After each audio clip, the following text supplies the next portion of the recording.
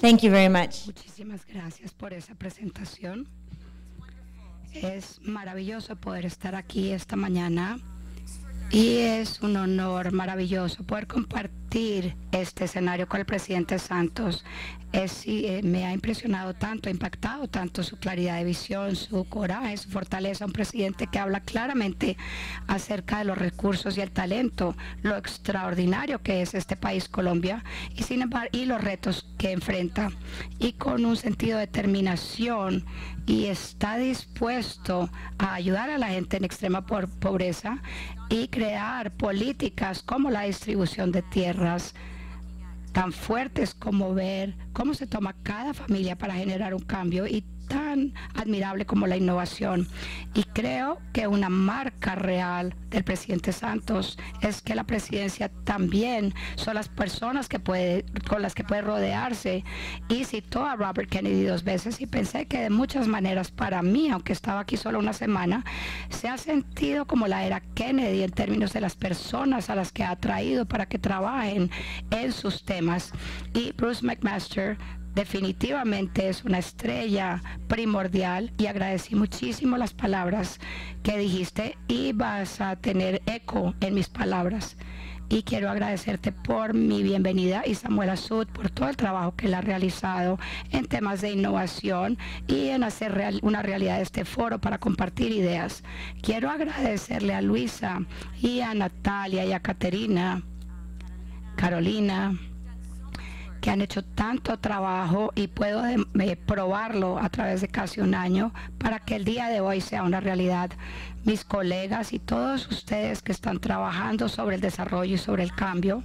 Y la última semana he tenido la oportunidad maravillosa de encontrarme con una cantidad de personas que representan este ecosistema emergente de la innovación social y el cambio aquí en Colombia, comenzando con un hombre que veo como un arquitecto maravilloso, Luis Gallo, Virgilio Barco, organizaciones como Compartamos, Enolina, Investor, la Fundación de Empresarios Sociales, y está en el comienzo y hay tantas esperanzas en ellos, así que es un privilegio para mí. Es un poco divertido que no pensaba contarle a nadie que esta semana cumplía años, pero la idea de cumpleaños y de renacimientos ha venido a mí a través de la semana. Me encanta esta cita de Gabriel García Márquez, y cuando nosotros nacemos de nuestras madres, es más allá, es como renovarnos, nacer una vez y otra vez. Yo vine a Colombia una vez hace como 28 años. Yo trabajaba en la crisis bancaria de Latinoamérica, y cuando yo estaba pensando esta semana en mi nacimiento biológico y en el renacimiento de Colombia, y como este país es tan diferente en muchas formas, yo he escuchado la palabra gratitud de muchas de las personas, está presente en las personas, y esta idea de renacimiento, de ver el horizonte con claridad, cómo llegar allá, va a tomar el renovar y renovar la forma adecuada de poder llegar a ese horizonte. Yo también creo en la poesía del universo, y creo que eso se conexiona con la idea de renovarnos a nosotros mismos y al mundo. Entonces yo voy a contarles acerca de mi viaje. Cuando yo tenía 10 años y mi tío me regaló un saquito azul.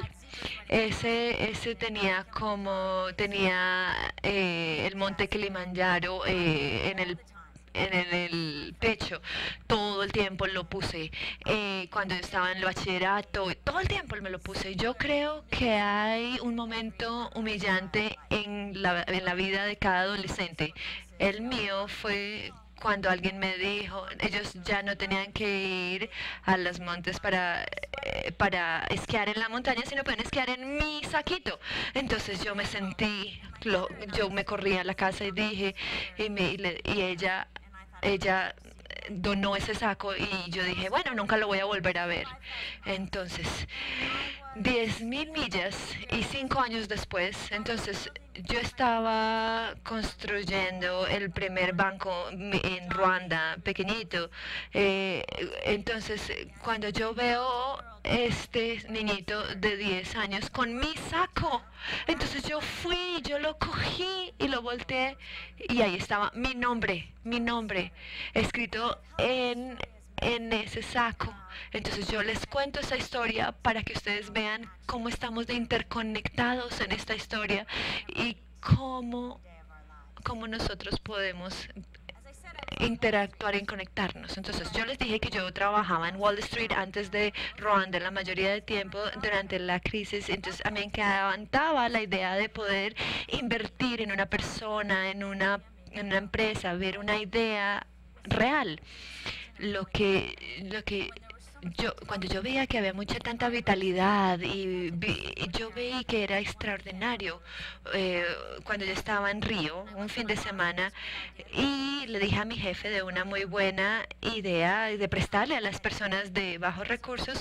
Entonces es un camino largo, largo, como que yo iba a pasar mi vida en Latinoamérica, fue lo que pensé, pero como yo les dije, terminé en Ruanda, en Kigali. Iniciamos este banco con cinco mujeres de Ruanda y también una panadería. Aprendimos acerca de emprendimiento y del mercado, pero lo que yo más aprendí es que es posible que un grupo pequeño de personas cambien el mundo y que hagan historia. Entonces imagínense qué se sentía en 1994. Me fui para Ruanda, fui a la escuela de negocios, estaba trabajando en la Fundación Rockefeller. Entonces cuando yo abrí el periódico de New York Times y me di cuenta del genocidio de Ruanda, entonces yo no supe qué había pasado con las instituciones que yo había creado. Entonces me devolví, fui a Ruanda y me di cuenta que las mujeres con que yo había iniciado este banco habían participado en el genocidio, tanto habían sido víctimas, habían visto como algunas también habían sido victimarias.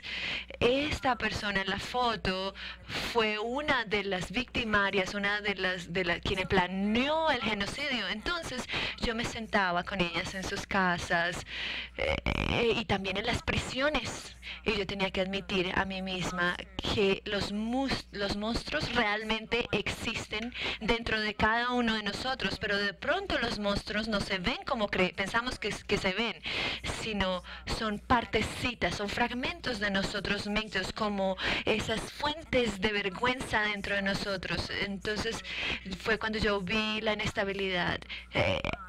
Y allí es cuando llegan como esas sombras de vergüenza y nos hacen hacer cosas malas, culpando a otros de esas partes nuestras que no se sienten completas.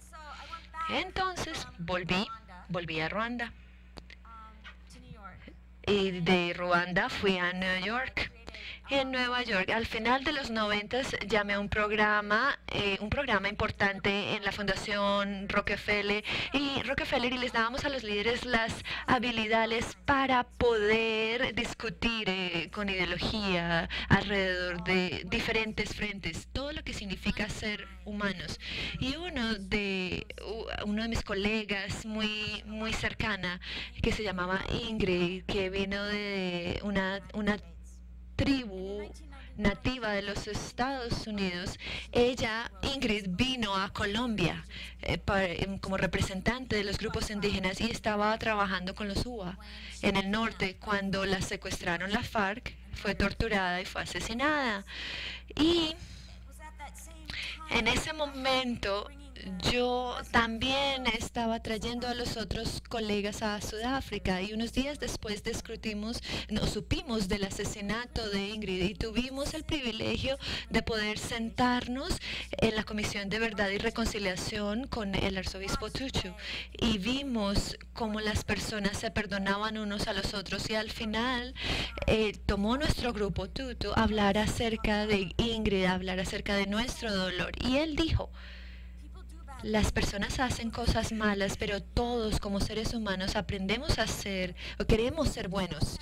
Entonces decidimos que después de ese punto, cuando sea que nosotros nos reuniríamos, íbamos a dejar una silla solita para el espíritu de Ingrid, porque ella siempre nos traía sabiduría.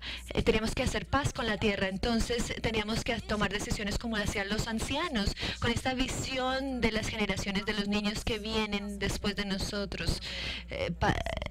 Y juzgándonos por las decisiones que tomamos. Entonces, en esta semana en que he estado en Colombia pensando en el renacimiento, puedo sentir el espíritu de Ingrid y lo vi en la ferocidad de Josefina ayer.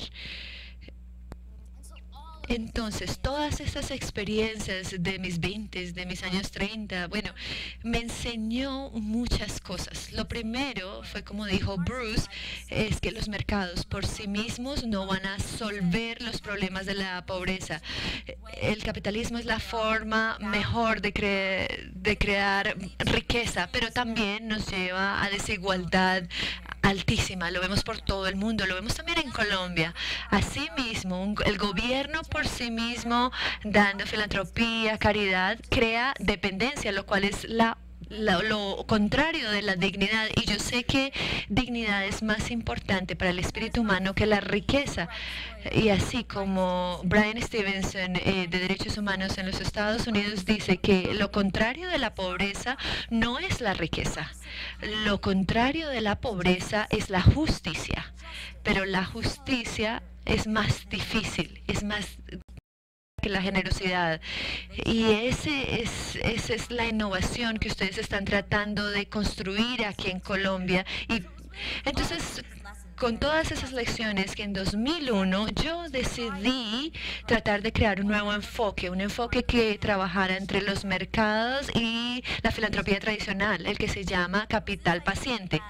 Esa fue esta idea que si nosotros vamos a resolver problemas de pobreza para personas de bajos recursos y tenemos que darles dignidad a través de oportunidad, tenemos que tratarlos no como receptores pacientes, sino como personas que quieren cambiar sus vidas, como clientes. Y que de hecho ellos son emprendedores alrededor del mundo que están tratando de resolver esos problemas utilizando los mecanismos del mercado en lugares en que el gobierno falla, donde no llegan los mercados, como por ejemplo bienes y servicios como agua, energía, vivienda, insumos de agricultura, educación, lo más difícil. Entonces estos emprendedores necesitan este papel paciente porque es a largo plazo, 7, 10, 15 años, porque ellos van a áreas en las que la infraestructura no existe o es malísima, con el que hay altísimos niveles de corrupción. Esta es una escuela en Pakistán. Muchas de las escuelas no tienen profesores, no tienen infraestructura y de todas formas les dan financiamiento año tras año. Y por eso es que hay muy poquito nivel de confianza entre las personas que reciben. Por eso hay mucho tiempo para experimentar, intentar. Eso es lo que nosotros hacemos con el capital paciente, con mucha asistencia gerencial. Nos quedamos allí mucho tiempo. El dinero que llega a Acumen se reinvierte en innovación para los pobres. 11 años después, lo que podemos decir es que sabemos que el capital paciente funciona y estos innovadores hacen un cambio. Hemos invertido aproximadamente $74 millones en 65 compañías. No solamente en el sur de Asia, en Kenia, Tanzania, Ghana, Nigeria.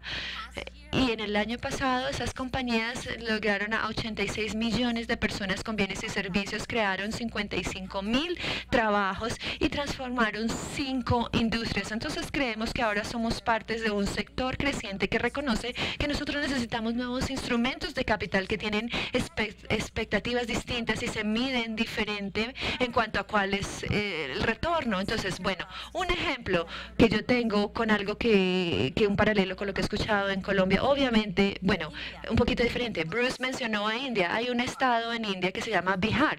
Entonces le estaban pidiendo a las personas, los estaban obligando a vivir con querosene. Es peligroso, es sucio, no es bueno para su salud. Entonces, bueno, no hay ninguna palabra que a un emprendedor le guste más que la palabra imposible. Entonces entra este señor, él estudió en India y en los Estados Unidos en las mejores escuelas y estaba trabajando con la industria de semiconductores en Los Ángeles. Entonces, cuando leyó el periódico, dijo, oh, esto es imposible, hacerle llegar electricidad a esas personas. Entonces, él dijo, bueno, yo voy a recibir financiamiento, pero bueno, nosotros no estábamos listos para eso. Entonces, nos devolvimos a viajar con muchos sueños, pero 3 años de fallas, 3 años nos tomaron. Entonces, $1,500,000 para la Fundación de Filadelfia, como es una asociación pública y privada como la que estamos viendo en Colombia. Intentamos el solar, Yatrofa. Entonces él se dio cuenta que él estaba en los campos de arroz. Entonces él dijo, bueno, yo tal vez puedo utilizar esto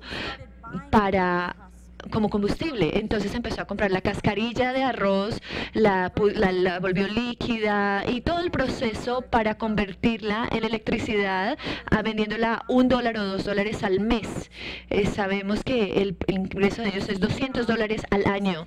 Entonces vimos que tan económica era poder hacer, era con postes de bambú. Era muy fácil. Entonces, de todas formas no podíamos hacer que el modelo funcionara bien. Entonces nosotros acordamos un porcentaje de subsidio del 33% para el proyecto para que funcionara, y aún así no era suficiente, porque para poder llegar a los sitios en los que hay problemas, en que hay y te vas por toda la oscuridad, entonces personas con mucho talento no quieren ir allá porque saben que es $4 o $5 por día.